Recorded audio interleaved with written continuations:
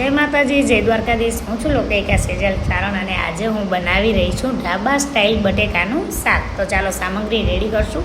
સૌ પ્રથમ મેં મરચાં અને ધાણા સુધારી લીધા છે. અત્યારે હું ટમેટાં સુધારી રહી છું અને સાઈડમાં બટેકા પણ મેં બાફવા મૂકી દીધા છે. અને હા, મારી ભાણેજ મને રોટલી બનાવવામાં હંમેશા મદદ કરતી હોય છે, તો એણે પણ લોટ બાંધી લીધો છે અને સાઈડમાં હું હમણાં શાક બનાવીશ અને મારી ભાણેજ મારી બાજુમાં રોટલી બનાવતી હશે. તો ચાલો, આપણા બટેકા બફાઈ ગયા છે. છાલ ઉતારી અને એને હું સુધારી લઈશ. તો બટેકા સુધારતા સાઈડમાં મેં વઘાર પણ મૂકી દીધો છે. વઘારમાં ઓલરેડી અત્યારે લીમડો, રાઈ અને શેંગદાણા નાખી દીધા છે.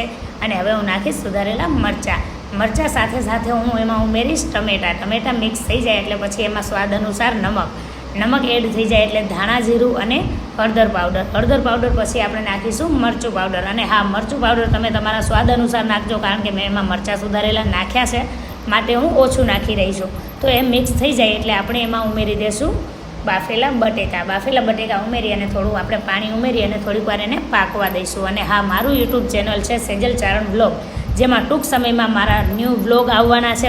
કોને મારા વ્લોગ જોવા ગમશે અને કોણ રાહ જોઈ રહ્યું છે તે મને કોમેન્ટમાં જણાવજો. જય માતાજી, જય દ્વારકાધીશ.